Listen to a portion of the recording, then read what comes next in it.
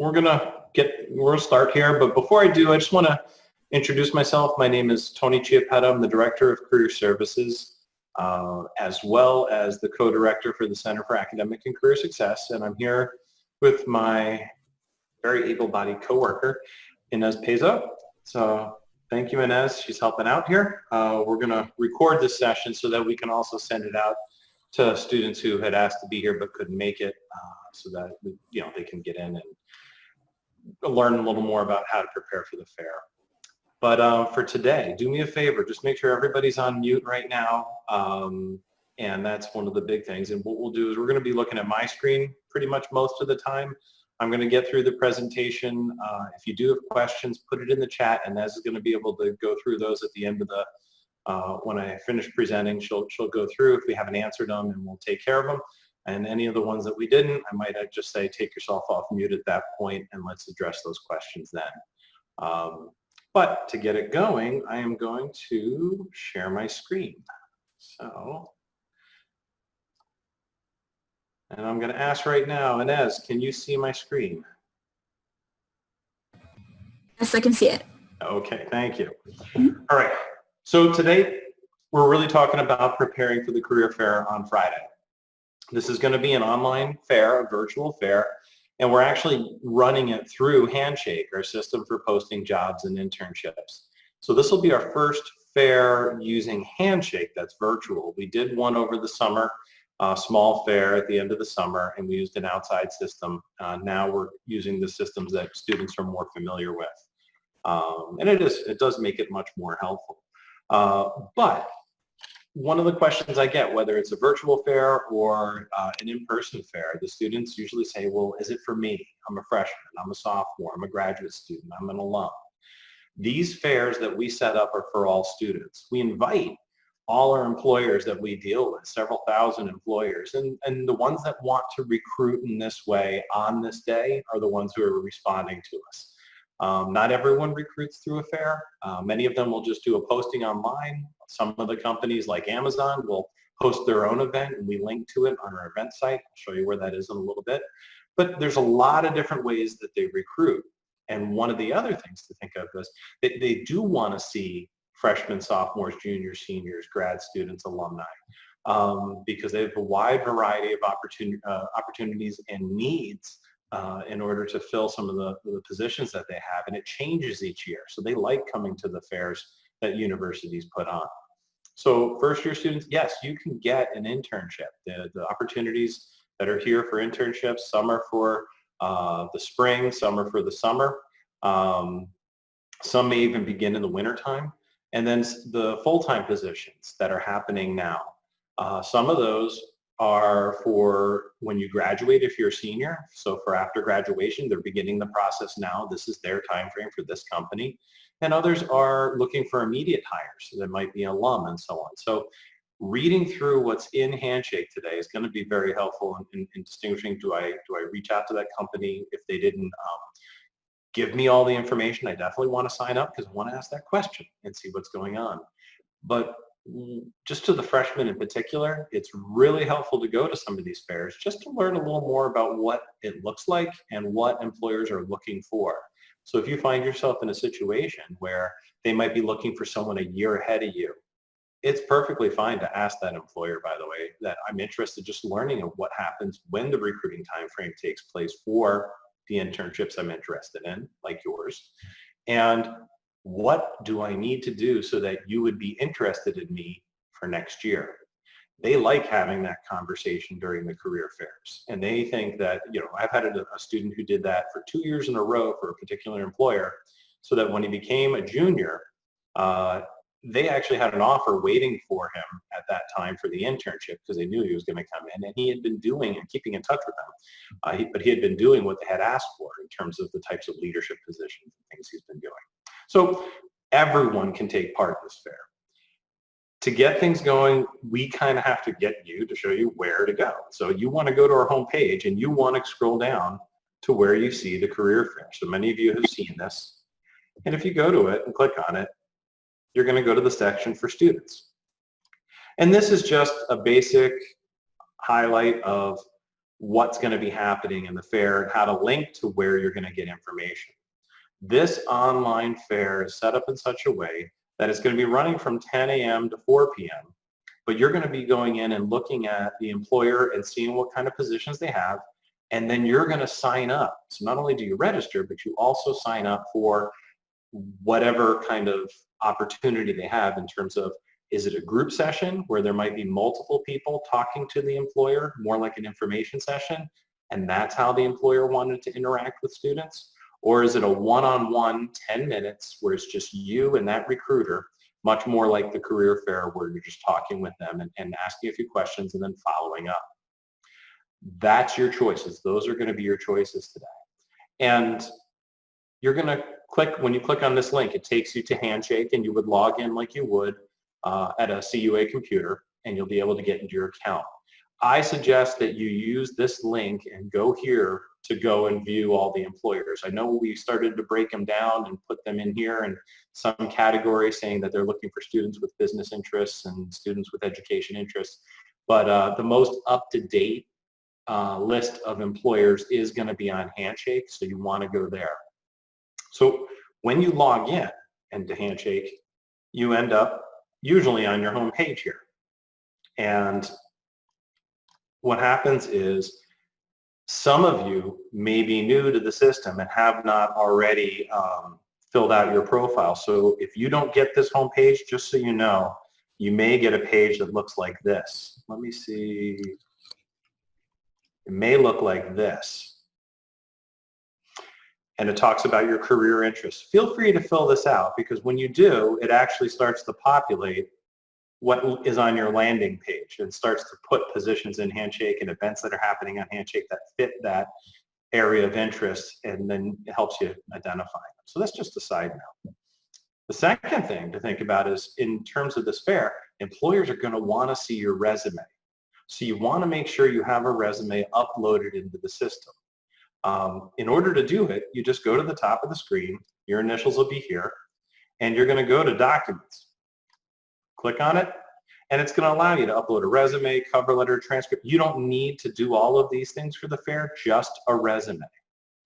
And click Add a new document. It'll ask you, you find it in your profile, you tell it where you want it to go, resume, cover letter, or anything like that, and then you add it, and it goes into the system. If you have a resume in the system, you do want to make it visible. So if you click on Visible, this allows it so that you can share it with employers who are now using the system for the career fair, or if you want to interact with anybody. So make sure you click on Visible. I think if you have multiple resumes, it may say Featured, like the one that's the primary resume, then you would click on Featured. But you want to click on one of your resumes so that it's automatically set up so that employers will be able to see that resume in particular. So we've gotten you in the system, you've updated your profile, and you've uploaded your resume. Now, one last thing on resumes, we are running some resume days tomorrow and Wednesday. Our academic career advisors reached out to their students already, and I think used a campaign in Cardinal Success to try and get you to sign up for 10-minute slots. So please take advantage of those, work on your resume, and then you can upload it in the system here, which would be great. If you're having trouble or you can't get through to your academic career advisor, contact the Center for Academic and Career Success at success@cua.edu, and we can help you get in touch with an advisor or meet with myself. I'll make Mr. Sherm available as well, so we can get some resume critiques done over the next 2 days. Great. Now we're ready to look at the fair. So you have two options. You want to go to events, either events here or events here. Both work.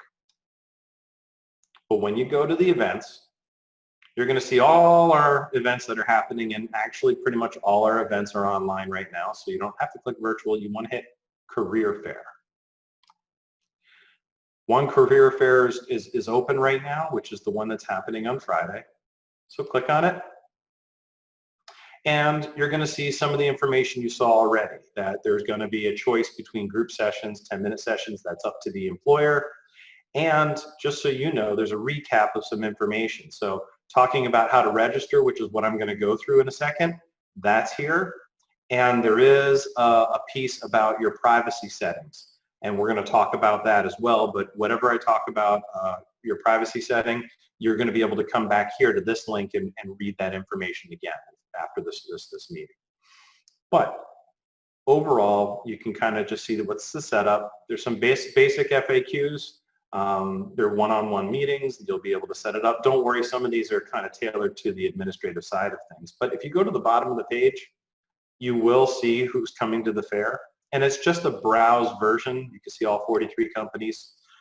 You can't register here and you can't sign up for anything here. This is just a quick look.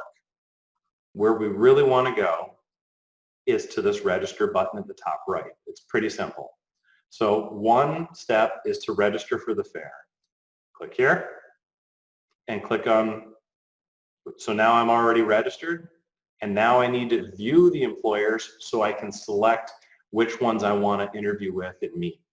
So it's a two-step process. Register, and then we view the employers, and I can see them right here now. It all popped up, and I can see that CBG is here, and they're doing one-on-one interviews, whereas National Air and Space is doing a group session on several times. Again, I can see some other ones. Institute for World Politics, a group session and one-on-one sessions. You want to read through these employers. You definitely want to see what's going on. And if you do want to sign up for something, click on this employer. And I can see that they have 3 one-on-one sessions still left. And if I want to select one, I can click it, hit confirm, and it says now that I've been registered for a one-on-one session. Also, if you go back up here, we're looking at the available sessions. Oops, sorry. If I go to my sessions, I can see that my one-on-one Institute of World Politics is all set up from 3:20 to 3:30. At 3:20, I'm going to come here, click onto my sessions, and this is the link that allows me to connect with my audio video to meet with that person one-on-one. So this is the page. You do want to log back in, get back to the fair, and click onto your sessions the day of the fair so you don't miss your meeting. But if I did want to see some other open sessions, you know, I can go back here. We'll reload. There we go. And let's just say it was a group session I wanted to sign up for. So let's do this group session. And I can see that there's a group session, and again, I can sign up, and now it's been added to the My Session place. If I ever felt like I needed to cancel the session, let's see here, this was it. Let me click on the name of the session. I can cancel my reservation. Now, what I would suggest is that you try your best to make these reservations. I'm only canceling mine because the student's not going to be going to the event. It's one of my staff here. But when you say you're going to go to the fair, they're expecting it. They do want you to attend, you know, and if you do have to cancel as soon as you can so that another student could get into the fair if they're waiting to get in. But you definitely need to do this if you want to meet with an employer. So if these sessions can get filled up as the week goes on, you do have the ability to register for it up to a minute before that session, but by that time, most likely the sessions will be scheduled already. So for purposes of this meeting, I would say schedule them as soon as you're ready. So now you know how to register for the event. You also know how to sign up for your one-on-ones. But the next thing you want to do is that you've got your resume ready, you found out the times, you've got all this thing. You need to go ahead and research the employers to decide what you want to do and who you want to meet with. So as you scroll through these companies, you're also seeing what kind of positions that they have, and it'll say if they have jobs or if they're going to have internships. So here's internship information at IWP versus jobs, and it's really worthwhile to take a look and read these things. In addition, you're going to want to look up the company in terms of what's on their website. Do I learn more about that company? You want to find out what's on their social media, what are some of their current events. identify where you meet up with them for ways of for you to connect, because these are going to become talking points. So here, I'm going to stop sharing for a second so you can see me. But really what you want to do now is, as you're starting to identify those employers, you need to be able to start building your rapport, what you're going to say with them, what you're actually going to do at the fair. So again, looking up these employers, finding and researching them, but also research yourself. Think about, as you've gone through and updated your resume, what are the kinds of positions I'm looking for? Are they coming to this fair? And if they are, then what is it that I'm going to say to this employer? So if you're doing a one-on-one session, and it helps with the group session too, be ready in case someone calls on you and asks you, so what brought you here today for enterprise? And you can say, or who, if they want to meet with you and you're meeting with that company, you can say, hi, my name's Tony. I'm a psychology major and I'm a senior and I'm interested in enterprise because I'm really interested in the customer service, marketing, and management side of things. I've had several positions where I've done that, and you could point it out on your resume, or whether it's, it could be student activities or things that you're involved in. And then say, I'd like to apply my skills that I've learned from here and what I've learned about people in my degree at an organization like yours. And they'll start to tell you more about their positions. In addition, you're going to want to be able to probe a little bit more, have some questions ready about, what are some of the skills that they're looking for? What are some of the kinds of management or training programs that they offer when they're recruiting? So obviously this is for their one position at this time, but do they have other points in the year where they're going to want to recruit? And again, just see if they have several opportunities so that they kept time to talk to you about each of those. Some things I would do that I would make sure that I wouldn't leave without getting during these meetings is I'd want to know their contact information so that I could follow up, and we write thank yous afterwards. I'll tell you about that in a second. But I would want to know what the next steps are. Many times, just by going to the virtual fair, that's not applying for the position. They need you to do something. Go to their website or start filling out some forms and do it within a certain time frame. So you want to know what those steps are, and you want to be able to take advantage of that right after the fair. As the fair ends, and if you have their contact information, you do want to write them a thank you. And usually that thank you comes within the 48-hour period through email, and that goes to them. In addition, if you're going to follow up on what they say to do, in most cases, students who are moving on in the interview process will do so by the Wednesday after the fair, pretty much no later than that. I think it's my biggest complaint I get from employers is that they say, oh, somebody, I met some really good students, but I didn't hear from them. They didn't submit their resume the way I asked them to, or add that extra piece of information. In addition, if there's any trouble applying, since you do have their contact information, you can reach out to them and let them know of any difficulty you're having so that they can also then help you and know why there's a delay. But so you're getting your resume ready, you're researching the companies, you're signing up, registering for the event, and then signing up for the time slots to meet with them. Group sessions, I didn't talk as much about that. It is a little harder to get your questions down, but if they've accepted you into the group session, they definitely are interested in seeing you. If you get the opportunity to ask a question, go for it. It does raise up that they get a chance to see you. But in addition, you still are going to be hearing about their opportunities. They're still going to tell you how to follow up. If no one gives you their contact information, someone step up and ask for it for the group. So it's still going to be doing a lot of the same things that you do on a one-on-one. But just remember the time limits that you're under, because they are pretty strict in terms of 30 minutes for a group session, 10 minutes for an individual session. If they allow to go over, then they'll let you know if they can. But you've gotten that, your thank you note. Include in your thank you note, something that reminds them of your time with them. Feel free to say, I really did enjoy talking to you about not only the position, but how it fit my background and maybe remind them some of the things you had a conversation about. And let them know again that you wanted to follow up on something. I've had a couple times in thank you notes too. People have done this where they received a question during that 10-minute meeting and they didn't have an answer for it. And so they went back, looked it up, and then in the thank you note, they said, thank you for meeting with me. I really enjoyed our talk. Wanted to let you know I'm still interested and I'm going to follow through with everything. But by the way, the answer to your question is, boom, and they put it in there. That employer loved that, that the student didn't let it go, was able to answer that question and move on, and thought enough of that meeting that they would continue to do so. And it turned out that one student got a job with them too, which was fun.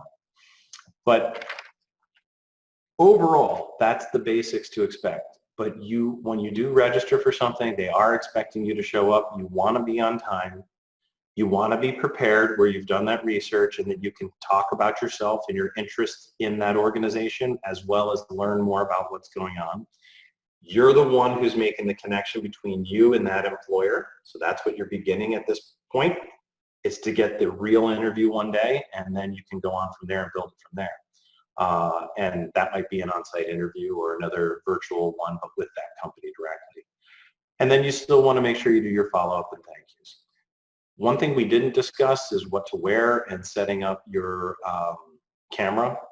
So one of the things, double check, as far as camera setup goes, make sure that you're in an area where you're not going to get outside noises coming in, your dog coming in, someone knocking on the door, your phone going off or something like that. Turn those things off. Make sure that you're in a quiet place.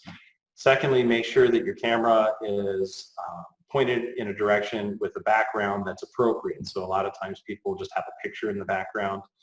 They might do more of a close-up or something like that, but they're not going to have posters or beer cans in the back or anything like that. You don't need that. That's not what they're looking for. They want to see that professional setting, especially in an age of virtual meetings and possible work. They're going to see this as an insight into how you might be working with them if you do join their team. But another thing to think about is your eye contact. Try and look at the camera, not so much at your picture on the screen or their picture on the screen. That way, when they're looking at the picture, it looks like you're looking at them and interacting as best as you can. As far as dress, you do want to wear business attire. You want at least a shirt, tie for guys, blouse and scarf or suit jacket, women and men.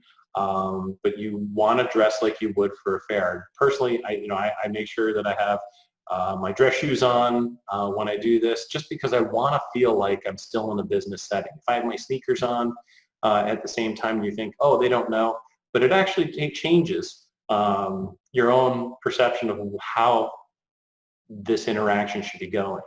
This is more of a business professional interaction, so when you dress the part, you act the part. So it's a key thing that you want to do. But overall, it's really enjoyable. The people who are there are actually, who do this kind of job in recruitment, like what they do. They're very approachable.